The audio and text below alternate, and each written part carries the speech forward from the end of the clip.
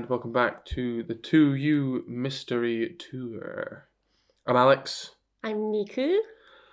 And this is a series where Niku tells me an unsolved mystery. It's not. Well, you Is can it always decide. murder? No, because so far we're not even sure if they've been murdered. Okay, yeah. Yeah, An unknown, unsolved cases, and I have to try and solve them. And so far, I'm struggling a bit. Doing abysmally. So far we've been to Russia, and you decided that was done by aliens. Correct. Then we went to America. Yes, we did, America. And that left you in a bit of a confused state. that one definitely wasn't aliens. I decided that much. But that was all you decided. That's all I decided. Okay. So let's third time's a charm. Third time lucky. So wish you luck. Do you want to tell us what we're so going to be learning about today? This time we're going to Australia. We're kind of making our way around the world, aren't we? Nice. And this is a classic, I think. It's a classic mystery. It's probably one of the most famous ones. But you've still not heard of it. So we're going to December 1st, 1948. Okay. Heat. It's pretty high, I would say, so isn't it? Like summer, isn't it? Yeah, because they're in the upside down world down in Australia, aren't they? Yeah, doesn't their sink drain a different way as well? It's their toilet water spins a different way because they're at a different pole. Yeah. So that's where we are. So this is a good start. The upside down world that is Australia. Yes. Yeah. So just this happens just after sunrise, right? Yeah. So there's some amateur jockeys on the beach, right? I don't know. Amateur jockeys? Two amateur jockeys. Like horse jockeys? I guess so, yes. I don't know what they're doing at the beach. Maybe practicing jockey. You can't practice jockeying at the beach unless you have a horse with you. Maybe. I don't know. Whatever they were doing, they were on the beach. Yeah. In Adelaide. It's a beach called Somerton Beach. And they see a man slumped against the wall at the edge of the beach, and they obviously assume that he's drunk or asleep. You know, just after sunrise on a night out, maybe you slump over at the beach. But he's dressed in a full suit and tie. But then it is 1948. I think I do know about this one. You have heard about this, right? No, that's a lie. I don't think I've heard about it. But what if I say cigarette burns? Does it have something to do with that? Like, is there anything information-wise about cigarette burns? No. Never mind. Nope. There is a cigarette in his mouth. That's what I mean. That's it, though. There's no burns or anything. Okay, sorry. Carry on. Right. So I don't remember it really, but I've heard. I seem to remember the suit and then cigarette. And everyone was like, "Why is there a guy on a beach with a suit?" But sorry, I'm derailing us. I mean, this is really not the big point in the story that he's in a suit. Okay. And he's got what? So it is odd that he's wearing a suit. It is a bit odd. He's got this unlit cigarette in his on his collar. On his collar. Yeah. So obviously it was in his mouth, and then he fell asleep or lost consciousness and has fallen onto his collar. Yeah, but when they approach this guy, they do soon realise that he is actually dead. And he's so the details of the man, we're gonna call him the Somerton Man because to this day we don't actually know who he is. Is that the name of the case? Yeah, it's called the Tamam Shud / Somerton Man case. So there's no signs of a struggle or any injuries on his body. Something that's odd that he's obviously found on a beach, but his shoes are spotless. Like the bottom of his shoe, there's no sand on it. So that's odd. And so the soles are spotless. And when when the police have a look at him and they look at his clothes, the labels from all of his clothes were cut off. So this is something sometimes I do. Yeah, I was just thinking that I only used to do that if it was like in direct contact with my skin. Yeah, me too. Like they can be scratchy. Yeah, all my school clothes didn't have labels in them because I took them out. Yeah, I do that. I think what I'm wearing today, it doesn't have a label because it was scratchy. But I think like it's even like his suit is like that's going over onto his like shirt. It's not touching his That's skin. that's That why that's label a bit. label is cut out. I'm trying to think if suits have like those ones that you just like tear out, but I don't think they do. And in that day and age, probably not. Yeah, well, all his labels are cut out, and the other weird things, he has. Well, these are actually not. This is kind of a bit weird. He's got a pack of cigarettes. Yeah. But the cigarettes are they're like in a tin, right?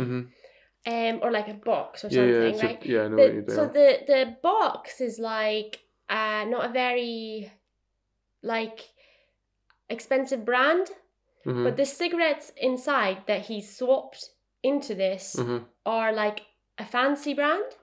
So wouldn't you do it the other way around? Like, would you not put cheaper cigarettes into a fancier tin It depends. or box? So what he's probably got is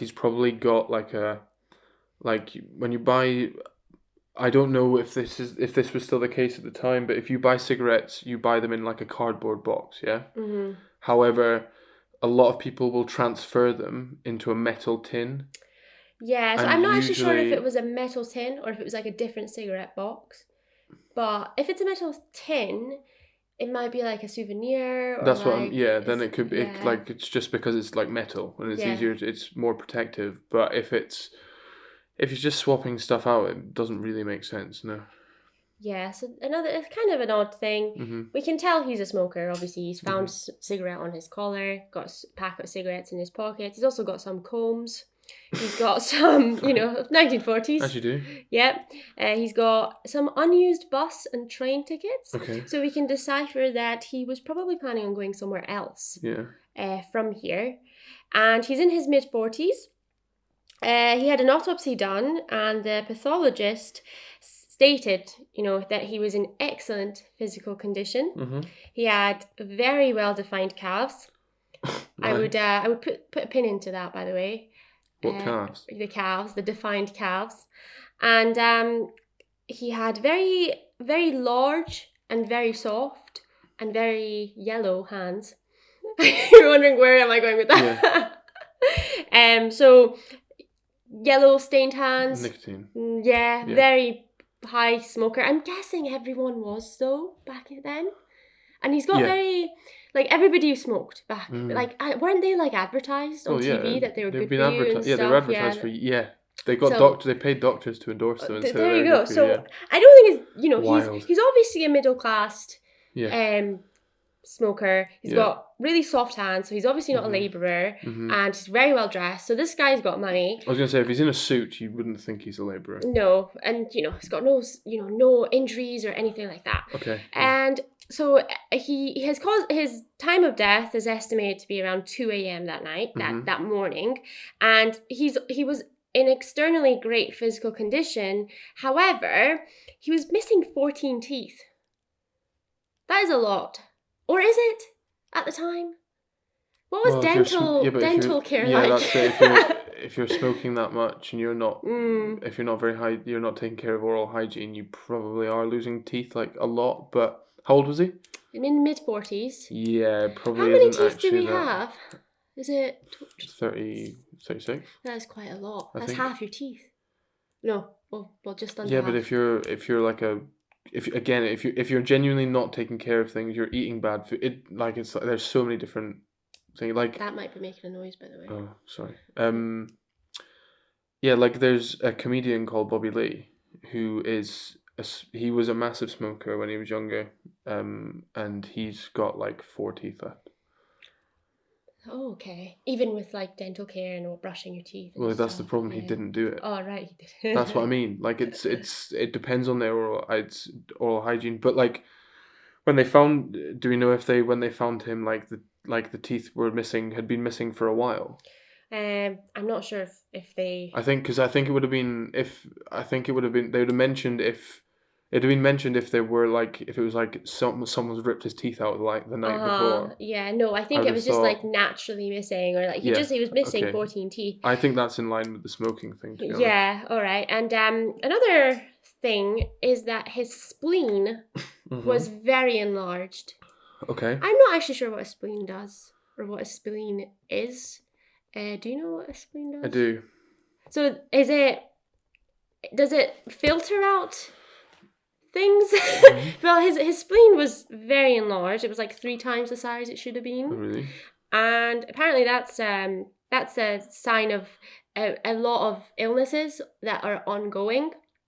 So a lot of things, very serious things, can cause an enlarged spleen, but also things that are kind of minor as well can cause an enlarged spleen. But the pathologist couldn't actually find anything. So you can have an infection, you could have cancer, you could have lupus.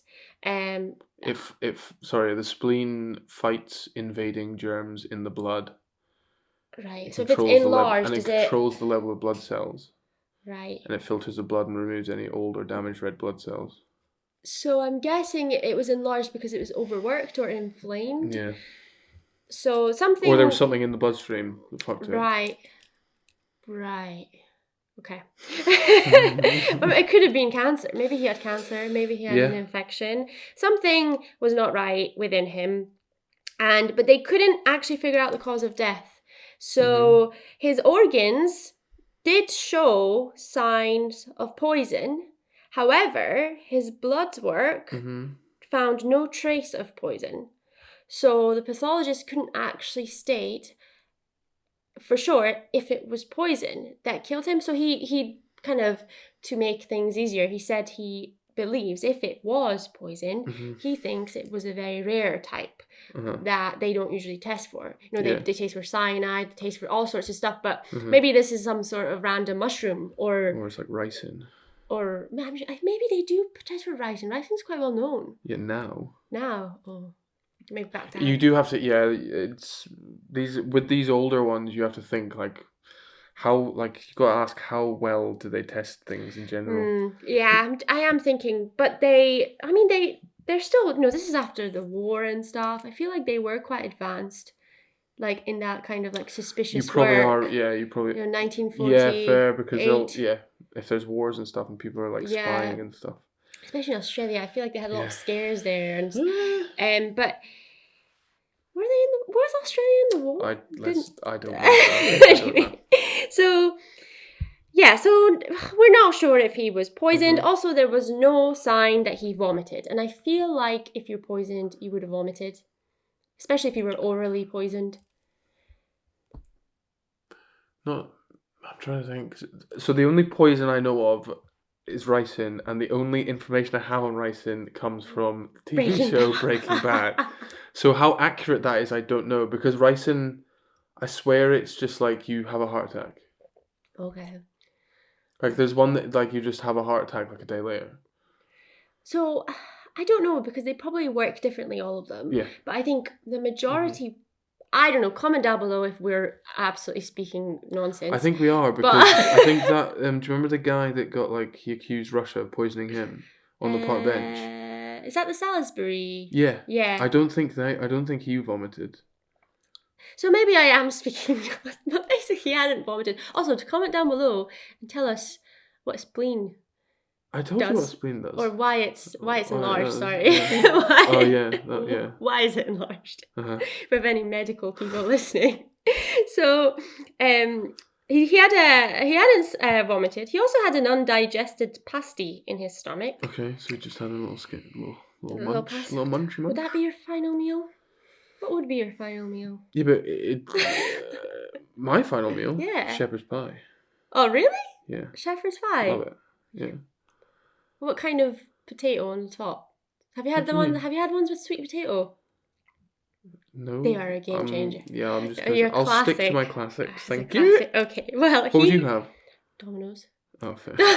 Domino's. We're so different, right? Okay. You have a traditional mum's own. Yeah.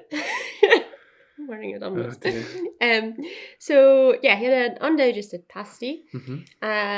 So I feel like, if he had vomited, he wouldn't have gone and then ate a pasty. It's a very stodgy thing. So I'm just guessing he just hadn't vomited.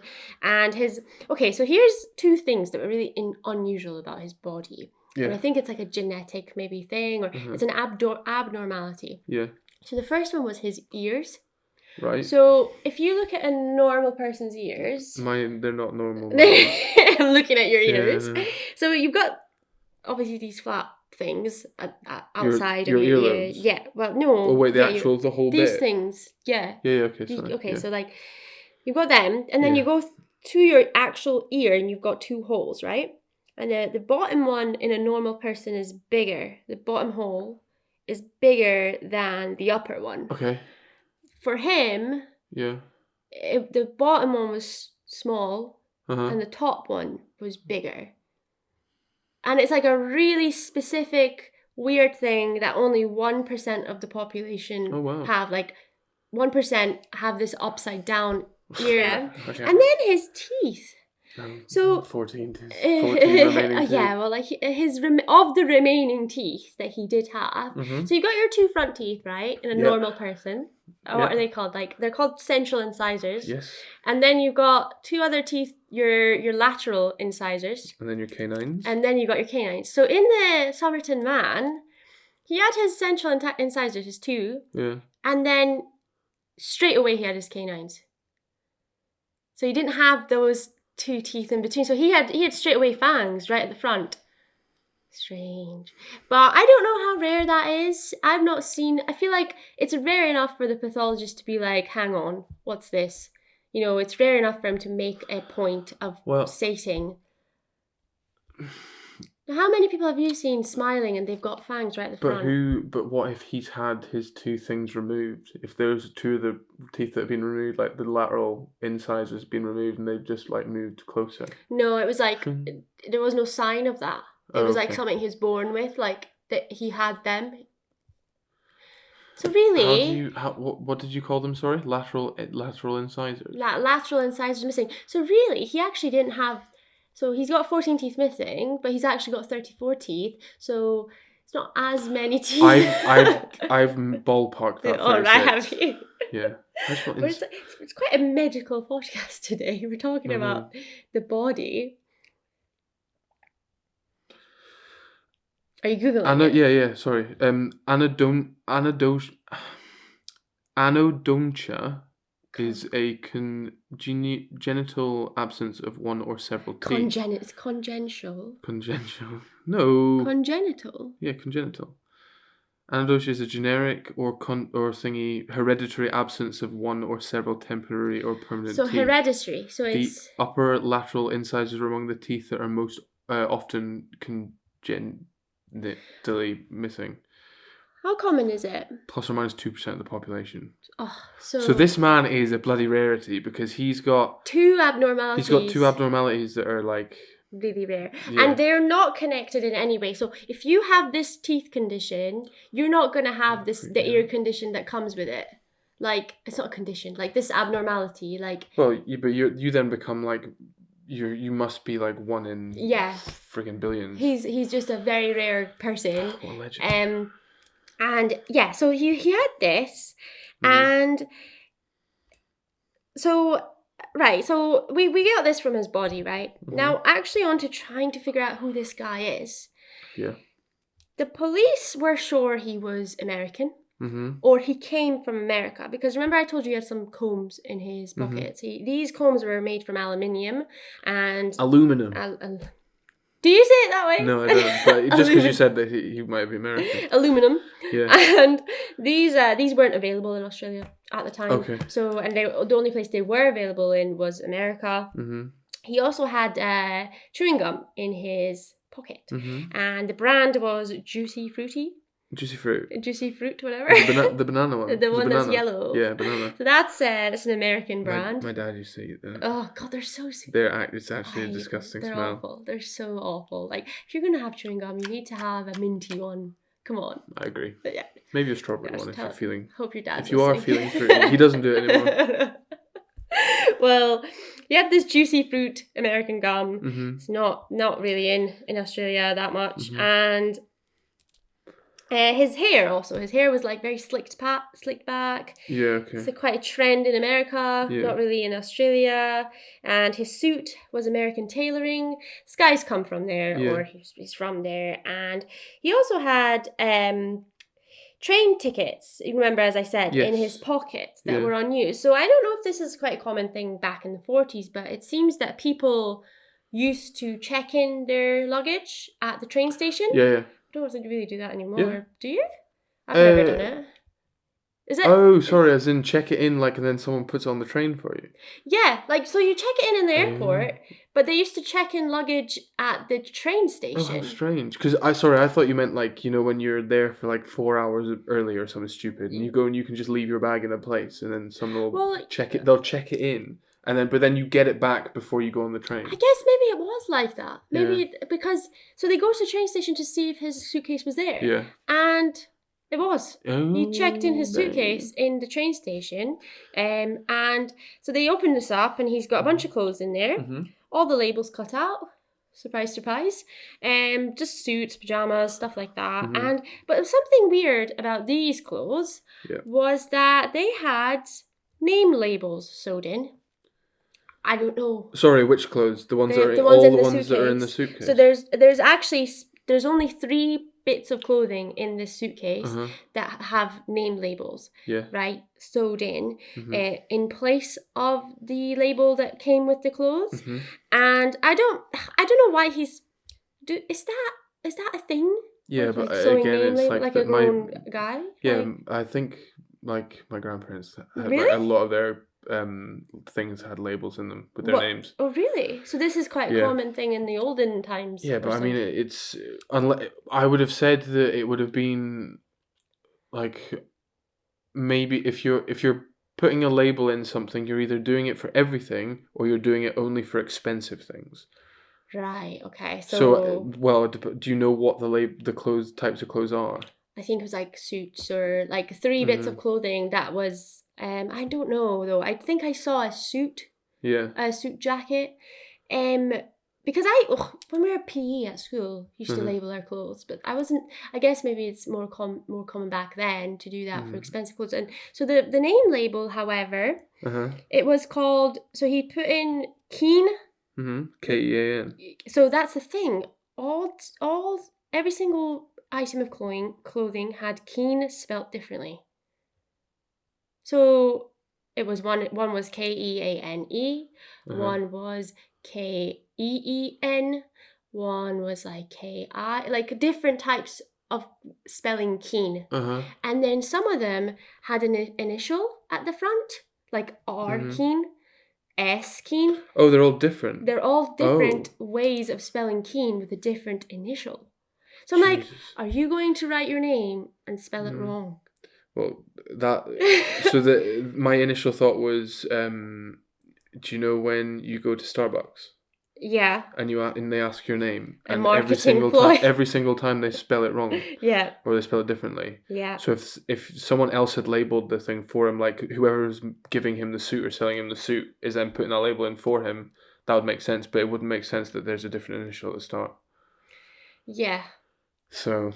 What is that about? And so obviously Keen, an incredibly common last name.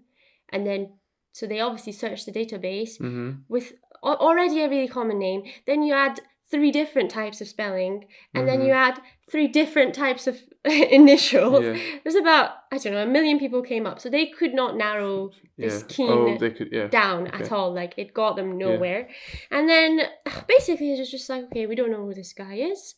We need to bury him. So they did. But before they did, they made a plaster of his face. Plaster mold of his face. Yeah. Just in case. You know, just so they had a pic. You know, they obviously took photos of him, but they made... Jesus. Yeah. So they buried him.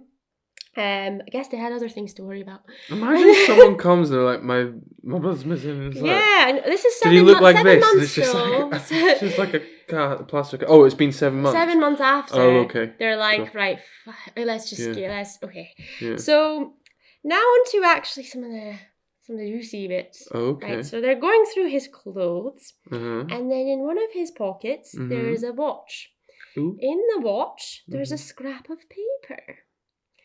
On the page. What do you mean in the watch? It's like an opening watch. It's like a watch that opens, I believe. Oh, it's one of those pocket watches. That it's a pocket watch. Yeah, so sorry. and there's a scrap of paper. Got you, that you put in your thingy. like I guess. This guy's wealthy. Oh yeah. This guy's wealthy, right? This is what I've deduced. We have distinguished this so far. Yeah. So he's got this man has money. Open this watch, right? And there's a folded piece of paper, really small, right? Uh-huh. And it says the words tamam shud. Right. Can you spell that for me, please? TAM AM. Mm-hmm. And then the second word is SHOD. Tamam shud. This is yes. So this is a Iranian / Farsi phrase, which means the end. Oh my god! Okay. I know. So it's typed, right? It's typed out. It's from something else. So he's ripped something out of something, right?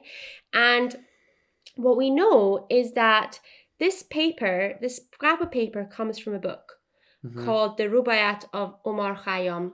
It's an 11th century poetry book. Okay. And essentially, this is the last two words of the book, like marking the ending. Yeah. It says the end or finished or completed. It translates to that. So it's the last page, last two words of the book. And so obviously, they're like, where's this book? Where did it come from? Yeah. And they publish, right? Anybody know about this book? Anybody seen a copy or owns a copy with the last someone's torn it? Libraries, media basically had this published, and an anonymous man comes forward. Nobody knows his identity to this day, and he hands in a copy of this book, and he said that he had his car parked near the area of Somerton Beach where the man was found, and he had left his back window accidentally open. And someone had tossed this book into his car, and he just found it when he went into his car. And lo and behold, the last two words of this book are ripped out, and they do some sort of paper analysis, and the paper matches this book. Now, this book, bear in mind, this is an 11th century poetry book. It's really famous. It's like especially in like Persian countries. So it's in a different language. It is, and but this Tamam Shud is a translation, like it's like a translated version. So it is in English. Oh, it is. Yeah, okay, it says Tamam Shud in English. Yeah. But it's a first edition. Nice. So this thing is like worth he's wealthy, a lot. It's a first edition. He's a wealthy man. Copy, yeah. So you're not just gonna, who's gonna just like, well. I'll tell you who's gonna do that is a man who knows he's gonna die. Well, there you go. And it's a very dramatic exit because he's putting out the ending basically. So he does that, and then so they take the book in, and yeah, it's worth thousands, obviously, but there's actually, to this day, there has been no other matching copy found to that specific one in the world. Oh, wow. And he's torn out a part of it. Yeah, it's a first edition, like, single copy. Guys. Yeah, I know. Yeah, but he's done it because he knows he's going to die, probably. Yeah. So the scrap had been torn back out the back page, but then they also, when they're going through this book, they also see some weird stuff on the pages, right? So there is 4 lines of random letters, code. In where, sorry? In the book. In the book. Written, that's been written in the... Yeah, okay. So in another page on the book, 4 lines of random letters. Yeah. And no one's been able to decipher it to this day. It's just random, like X, F, all in English. Do we know them? We could bring them up, but I genuinely don't think you will make sense of it. It's just random letters, like just in a row. And then out of the 4 lines of code, one of the lines has been scored out. But they've had analysts, like code breakers, and they're like, it doesn't make any sense, no. And then there was 2 phone numbers as well. Oh, in the book? In the book, yeah. Okay. Written out, he'd written out, if it was him, 2 phone numbers. One of them was for a local bank, and one of them was for a lady called Jessica Thompson. Okay. So let's talk about Jessica Thompson. Obviously, they're like, right, this woman's phone number is in this book. She lives 400 meters away from this beach. Oh, does she? Yeah. Oh, shit. Like, okay, obviously he is connected to this woman in some way. So they go and speak to him. Mm-hmm. Bear in mind, this is 7 months after. They go to Jessica's house and they're like asking about this guy that was found. It's pretty prevalent in the media now, so everyone knows about him. He's like, do you know about this guy? Do you know who he is? And she's so quick, denying everything, doesn't know, has no idea who he is, don't know. And they're like, okay. They ask her about the book. It's like, do you know about this book? And she's like, don't know anything about it. I don't know why it was there. I don't know why my number was in there, but she did say it was her favourite book of poetry. So I'm just like, if you're going to deny everything, deny everything. Yeah. Like, don't say it's also my favourite book of poetry. So they're like, all right. So they take her to the police station and they're like, all right, well, we'll question you. And then they show her the plastic cast. She sees the cast and she's like, I don't know him. Oh.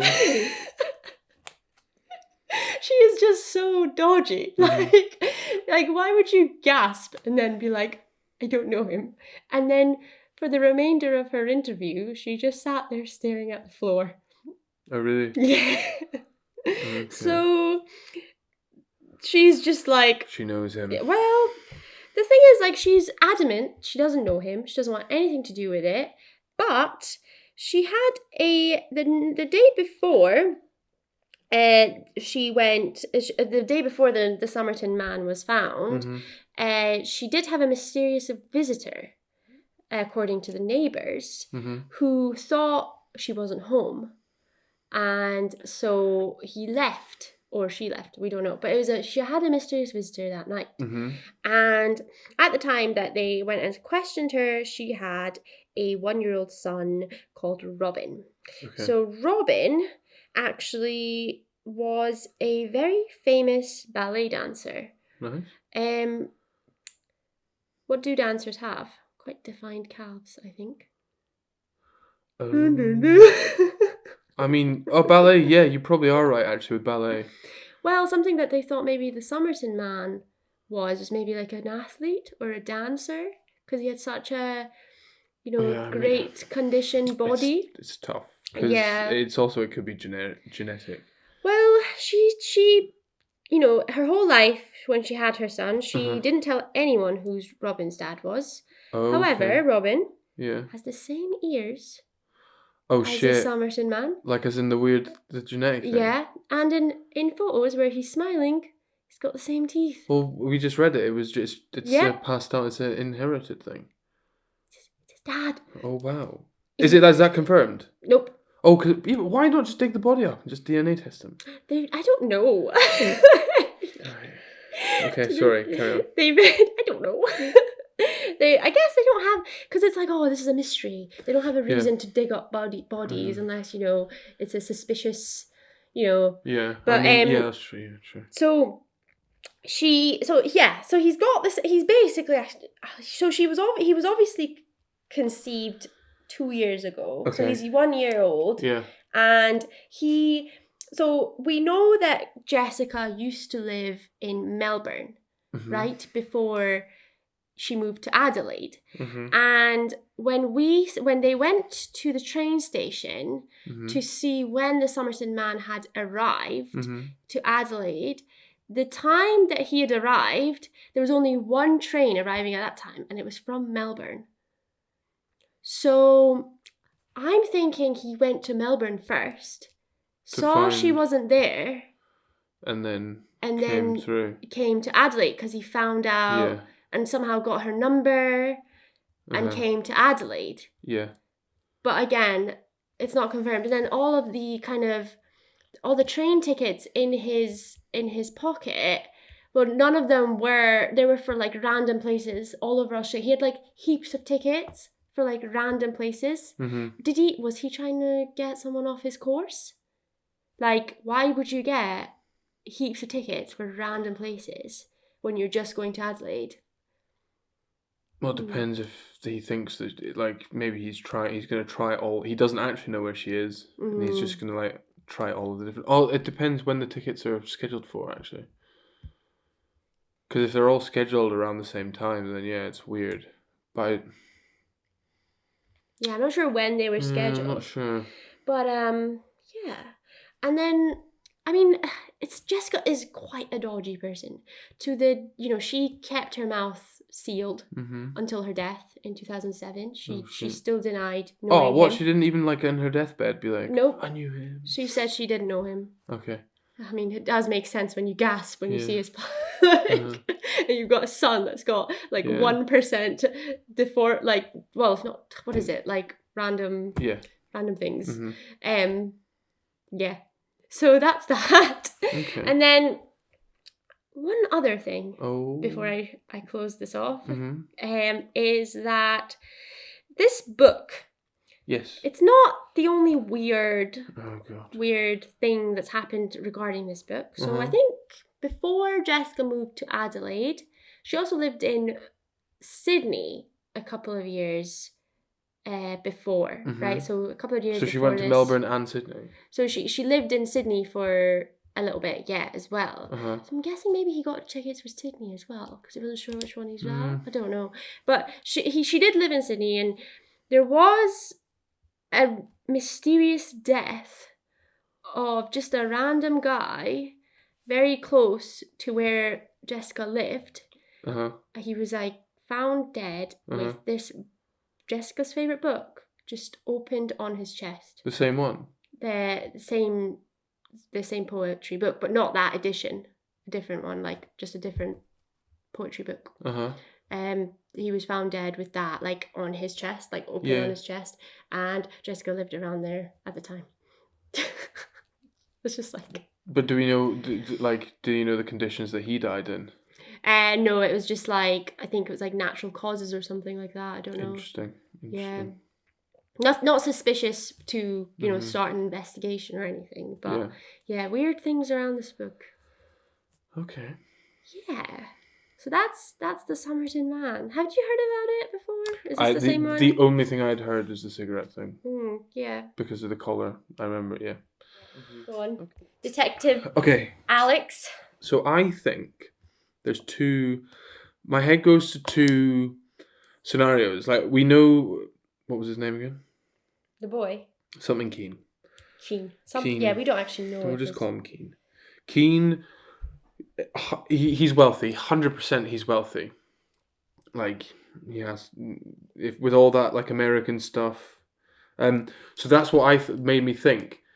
Is he so wealthy that he just gets all the decent American stuff in himself? He's not actually from America. But him being American would actually make more sense of no one coming to find him in those times. They just think that he's over there. Second, on that is that he's like involved in bad people. Like, my first instant thought was like he's like in some sort of mafia issues. But when you mentioned the Jessica thing, it made me think that he, like, I don't know if you'd class her as a serial killer. You know those people who are so good at getting in other people's heads and convincing them to do things. We've watched quite a few documentaries on kind of people like this, like the manipulation. What's the one on Netflix? There's Something Next Door, and it's the woman. She convinces someone to kill someone for her.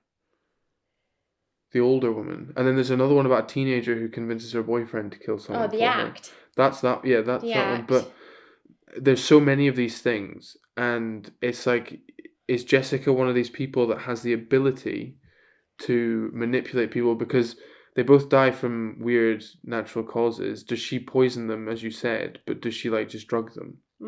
Does she just give them heaps of like actual, like, class whatever they would be now, drugs, which then flushes through the system before, like, they essentially overdose? But then did he know she had done it? Is that why he put this note in his pocket saying the end? Or did he, so this is the other, you could be right. Or did she is she just like, I don't want to be with you, you need to kill yourself, and he does it? I think it's like an act of love, because it makes so much sense that I think both of them are, like, including that other one, from in the other place, because if the book's there for both of them, But what is the significance of this book? Like, it's her what? favorite book. So it's like these people. So she'll for like, acts of I bet she love yeah, but I going. bet she like recites it all the time to them when she was with them. She'd like recite it. It'd be there. She'd be reading it It's all like the time. they Yes, show you, yeah. yeah. But that's what I mean. It's an obsessive thing, and then they just rip the thing out. And this guy's obviously It's like, really it's well. like you, not you. They show Yeah, you. yeah. But he like ripped, like the guy buys like the first edition, Yeah. and he like he Well, maybe he's wealthy. maybe he That's why turns he up. can. Maybe he turns up to give it to her. That's the strange man that comes, and then she's like, "Fuck off." I don't know if we swear in this, but we do now. We do sometimes, yeah. Yeah, fuck off, leave me alone. And he's like, "Oh fuck," and he just takes heaps of drugs and just kills him. And that's why he like just goes and sits on the beach. But what's the whole like name thing? Because for me, I don't think it's. I don't think that I that. thought that made me think he could be a spy, trying to Yeah. be a different person. But then I just feel like a Mhm. spy wouldn't have such specific abnormalities that would put him, highlight him out of a group of people. But it links him to Jessica, like directly with her through her son. Yeah. Like it links them together. So they've been together at some point. Yeah, they've obviously been together. They've conceived this child. It hasn't worked out. He's come down. For some reason, he's come to find her from America. I don't see. But has he? Well, Would they not have checked travel logs and seen if he had come into the country? that's the thing. I don't know how well kept that kind of thing was. I thought it was pretty okay. I thought it was pretty okay. Okay, I don't have information on whether he came into the country or not. I don't think he did. I think he was already in the country. Right. And I think he had just like fucked off, or maybe it's because because he's so wealthy, it's all about business. It's all about money. So is that why he had a local bank number as well? Did he maybe come down to make a bank transfer to her? That's what I mean. Like he may have just been like, well, I'm just gonna give you all my money and kill myself. And then she's like now got all this money and she doesn't want to be like, or you amalgamate these two stories together. He is a spy.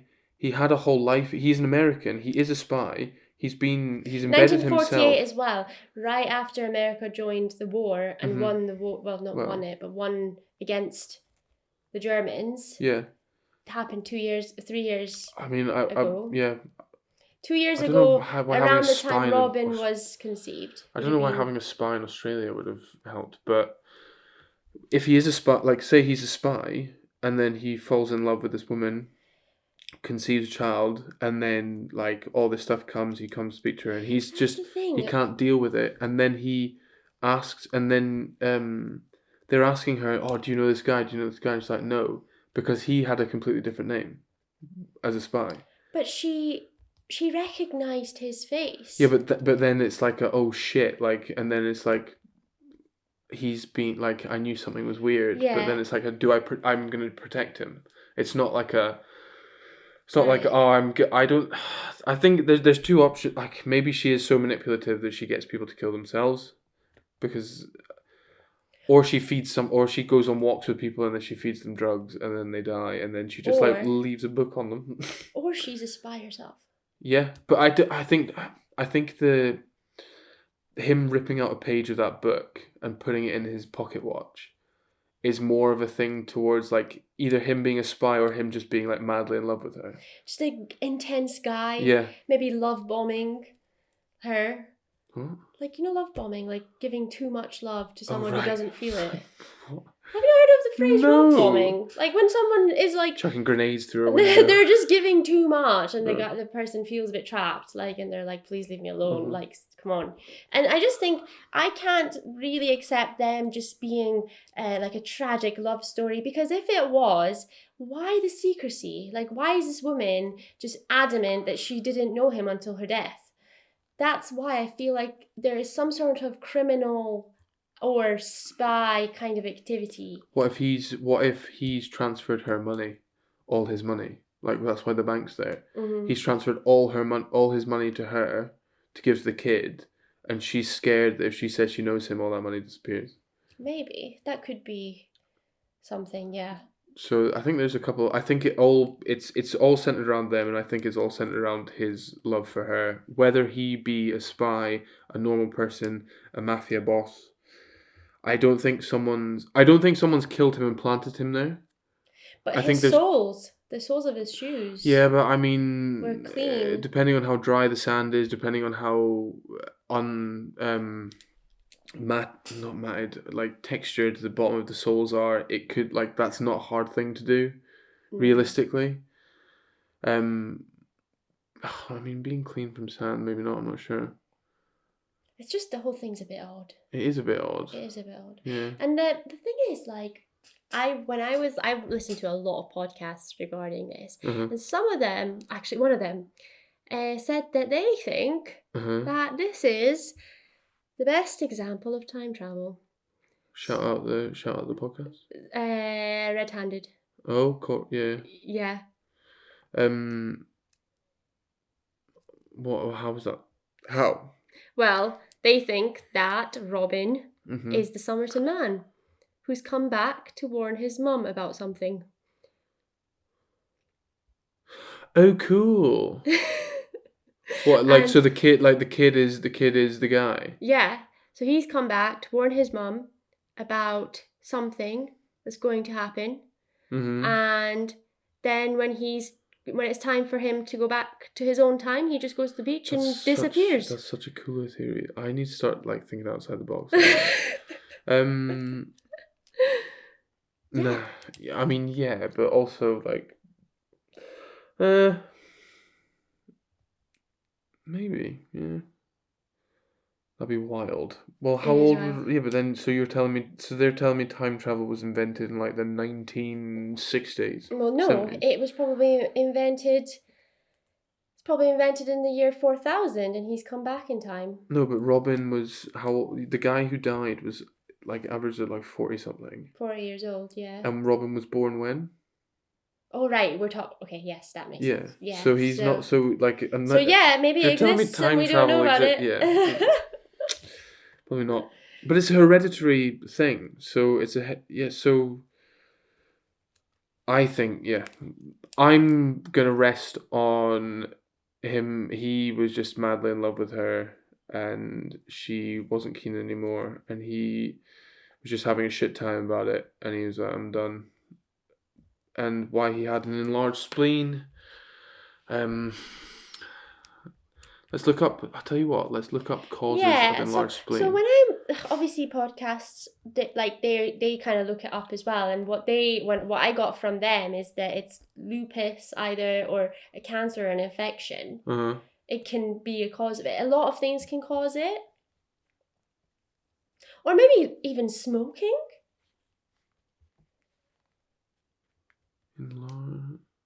Yeah, I want to see what the causes. I don't. Yeah, but I think like to me that the enlarged spleen is like possibly. Cause I think he knows that he's going to die there. That's why he's like ripped the thing out. That's why he's chucked the book into like a random car window. I don't think he's. I think he's aware that that's going to But happen. wouldn't you like make a more dramatic exit? Like, if you're doing this the end thing, wouldn't you like put it not in your pocket watch, maybe just put it in your pocket? I don't know. But that mean but then that like maybe cause like he's like, throw the oh, book she'll at her like and be like, she'll find it. Like if I put it in my watch, she'll find it. how is like she? instead of just putting it in his pocket. It's for her. Yeah, like cause she'll like it's one of those things where you probably are like if I just put it in my pocket, someone's just gonna it's just gonna get disregarded. But if I put it in my watch, then it'll be, an enlarged spleen. It has been doing its job but has become overactive. For example, sometimes the spleen is overactive and really instrument. Well, yeah, it's overactive spleen because he's got infection. Yeah, so that's what. But I don't think. But I'm thinking of something that like he takes and it just like bang, like the spleen goes on overdrive. Yeah, like he deliberately takes to or kill maybe himself. he's been poisoned over a long period of time. Yeah. That's slowly, kind of thing. Ooh, trauma. Trauma, like as in injury. He could have had a mad head knock. which sent him a bit loopy. But there was no signs of injury on his body. No bruising. Concussion. I'm talking about, yeah. Where your brain just rattles inside your head. Maybe he was in war. They just can't tell. Yeah, then you got PTSD, and then but in saying that, even then, like, to me, he clearly knows that he's going to die. Yeah, I think he knew he was going to die. I'm just thinking, why did he, why did he have like a pasty if he knew he was going to die? Well, because he was hungry. I guess so. Why not? Yeah. And then he died at 2 a.m. and, he obviously got this food. I think he was sitting he ate and then he was just sitting at the beach. Just waiting like watching to die. just watching the sunset. And he probably put a cigarette in it. Like, what makes me think that he took some form of drug is that he put a cigarette in his mouth, assumingly, to smoke it, and then he just like passed out and then died. And it's like, that's why the thing's fallen into the collar, lodged itself in the collar. So I think that's what makes me think that it's some sort of drugs. Yeah. Whether it be intentional or unintentional. Yeah. He definitely knew, but not unintentional, but it's whether he did it himself or someone else did it to him. All my signs point towards he did it himself. It was a suicide. He did it for love. So this was all... No, he may not. He didn't do it for love. He did it. Maybe he was having a shit time in life. Maybe he knew he was going to die anyway because of this enlarged spleen. And he said, actually, I want to go my own terms. Yeah. And he came here to say his goodbyes to his long love. Exactly. That didn't love him. That's a good plan. That's a good shout, actually. Maybe. We don't know. We'll never know, really, unless... No, unless they dig up the body, probably. There's so many more tests that you could do nowadays. I have heard that they are trying to get the body exhumed, or they have got permission to do it now. So this could unfold. Well, maybe. Who knows? Maybe they could do some DNA tests and try and find out if he is Robin's dad. Maybe we can be proven right or wrong. Well, yeah.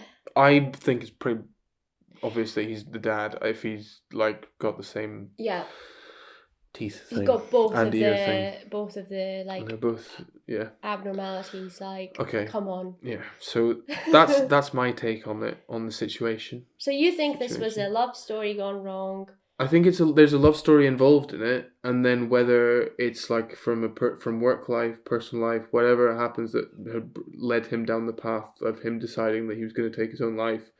I'm not sure what the reasons were for. But I think he took his own life, and he went to speak to her the night before.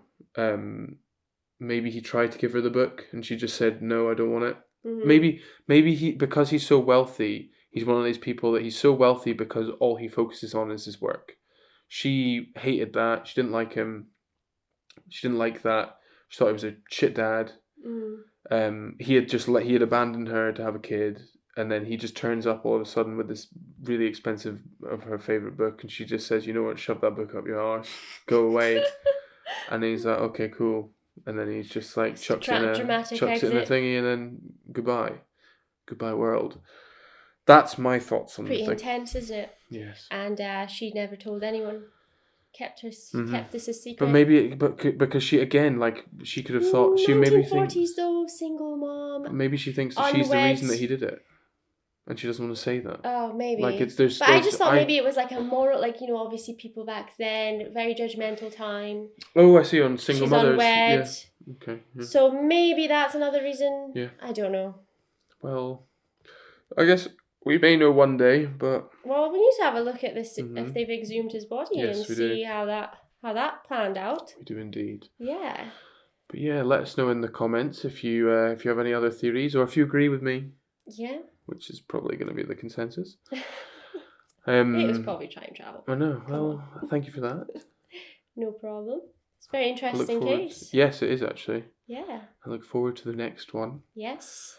Thank you all for listening, watching, viewing, subscribing. Please subscribe, like, comment if you so desire. And we will catch you next time.